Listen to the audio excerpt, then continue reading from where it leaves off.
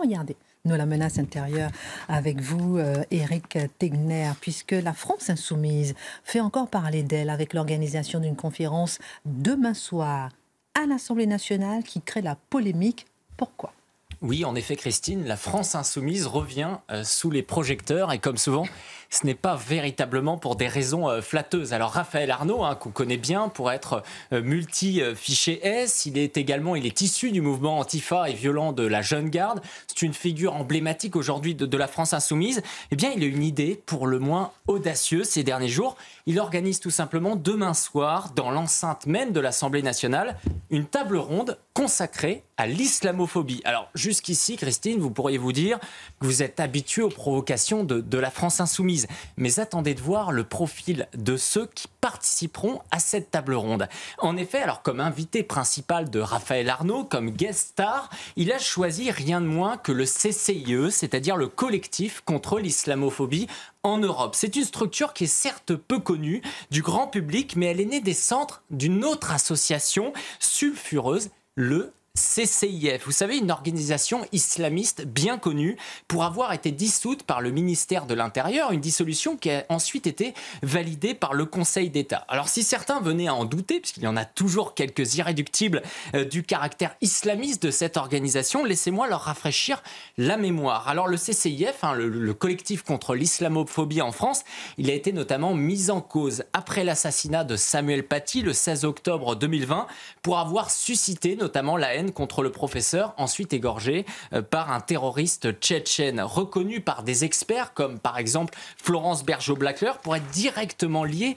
aux frères musulmans. Le CCIF, il a comme objectif revendiqué de promouvoir un agenda communautariste islamique. Encore une fois, ce ne sont pas les journalistes qui le disent, ce sont véritablement le CCIF. Il défiait des lois, par exemple, comme celle de 2014 sur les signes religieux à l'école ou encore celle de 2010 sur le voile intégral. On avait pu voir notamment par exemple en 2015 et en 2019 des personnalités comme Yacine Bellatar qui introduisait les grands discours annuels. Vous savez, Yacine Bellatar qui murmurait à l'oreille d'Emmanuel Macron sur les banlieues et qui l'a accompagné rien de moins que l'année dernière lors d'un voyage au Maroc. On se souvient également tous de la marche contre l'islamophobie en 2019 organisée par le CCIF où des islamistes avaient tout simplement crié Allahu Akbar pas loin du Bataclan. Eh bien, c'est la magie de l'Union européenne. À chaque fois, elle nous surprend alors que le CCIF a été dissoute donc par Gérald Darmanin.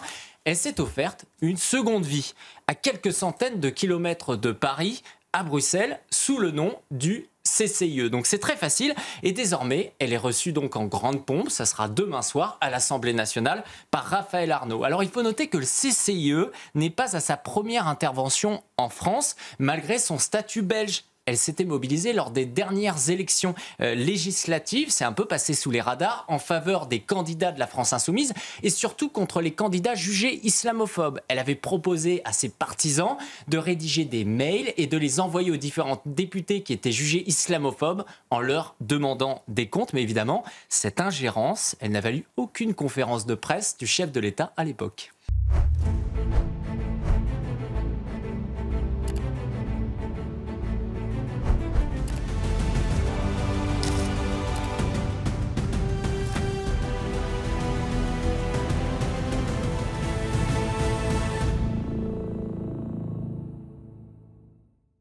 Visiblement, le CCIE n'est pas la seule association problématique qui participera à cette table ronde de Raphaël Arnaud demain à l'Assemblée nationale, en fait.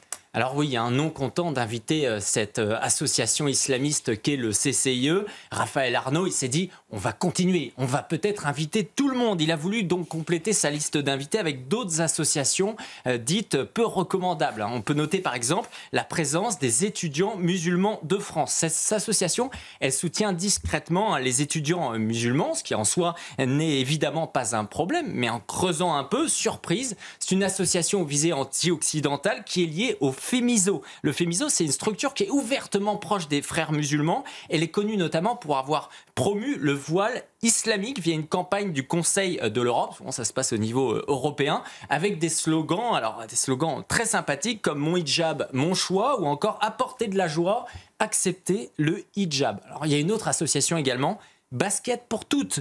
Alors quel rapport entre l'Assemblée nationale, Christine, l'islamophobie et le basket, me direz-vous? Eh bien c'est une association qui tout simplement défend le port du voile islamique dans le basket.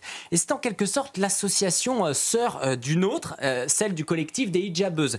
Vous le savez, qui est également soutenue par les membres de la France Insoumise. Ils cochent absolument toutes les cases, dont l'objectif est de faire accepter le port du voile, par exemple sur les terrains de football, mais dont le Conseil d'État a pour l'instant refusé les demandes, parce qu'il y a un lobbying très intense. On comprend à nouveau à quel point le sport, c'était un discours qu'on avait il y a quelques semaines dans les médias. Le sport aujourd'hui est une cible de l'emprise islamique et un terrain politique pour la France insoumise. Alors, ce genre d'événement, est-ce qu'il est nouveau ? Pas tant que ça, parce qu'on a été habitué à voir des invités subversifs. On se rappelle comment la députée de la France Insoumise, Ercilia Soudé, avait convié à l'Assemblée nationale, quelques jours après le 7 octobre, tout simplement, Mariam Aboudaka, qui est une membre du FPLP, une organisation classée terroriste par l'Union européenne et qui a participé au massacre, évidemment. À ce moment-là, la présidente de l'Assemblée nationale avait bloqué cette invitation, ce qui explique aussi que ce soir, des députés demandent l'annulation de cette conférence. Alors cette même Ercilia Soudé, elle qualifiait la dissolution du CCIF, donc là, un peu la mère du CCIE, de scandaleuse à l'Assemblée nationale. C'était pas il y a 3 ans, c'était au mois de janvier dernier, il y a quelques semaines, pendant que l'autre député de la France Insoumise, Carlos Bilongo, s'affichait en 2024 pendant une séquence de tractage sur un marché à Garges-les-Gonesse avec Sami Deba, qui est le cofondateur du CCIF. Alors il faut dire, Christine, que cette grande réunion de famille, elle avait déjà commencé en 2019 lors de cette marche contre l'islamophobie organisée par le CCIF. On avait compté sur nombreux députés de la France Insoumise, Daniel Obono, Clémentine Autain, Éric Coquerel, qui est quand même président de la Commission des Finances aujourd'hui, et bien sûr Jean-Luc Mélenchon en tête, qui avait conclu cette formidable réunion par, c'était, je cite, une magnifique journée. Alors, jusqu'où iront-ils dans l'ouverture de la fenêtre d'Overton pour rendre acceptable le pire? À chaque fois, on a l'impression qu'il passe un nouveau cap. Eh bien, on avait déjà eu un début de réponse avec Manuel Bompard, au cadre du parti, qui répondait sur CNews à une question notamment de Yohann Usaï sur le fait que l'islamisme ne constituait pas une menace. Tiens, c'est intéressant en ce moment, c'est aussi le débat sur la guerre pour la France. Il avait même questionné la notion d'islamisme.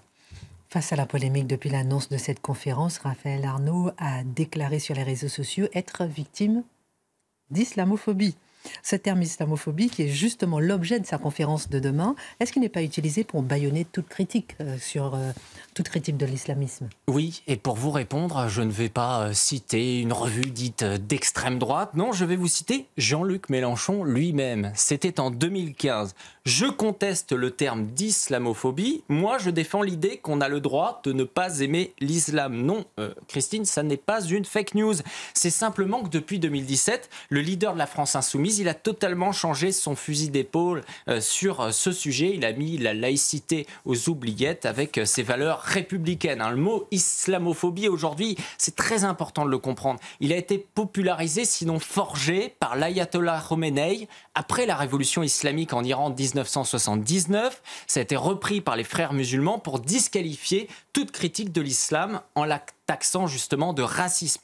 Pour l'anthropologue Florence Bergeau-Blaclair, je la cite, « La lutte contre l'islamophobie masque le djihad dit défensif qui permet d'éconduire toute critique à l'endroit de l'islam, y compris ses pires expressions. » Alors ainsi, aujourd'hui, est jugé islamophobe celui qui critique le Coran, celui qui critique le voile, ou encore justement l'islamisme aujourd'hui. Alors la lutte contre l'islamophobie, aujourd'hui, elle vise à supprimer tout obstacle justement au projet islamiste avec l'aide de leurs alliés comme l'extrême gauche en Iran à la fin des années 70. Et aujourd'hui, eh bien, c'est la France insoumise. Alors, à quoi joue du coup la France insoumise en organisant cette conférence demain à l'Assemblée nationale? C'est très simple. LFI veut remplacer le CCIF, désormais appelé CCIE, et coaliser toutes les forces, y compris islamistes, en vue de l'élection présidentielle de 2027. Triste programme.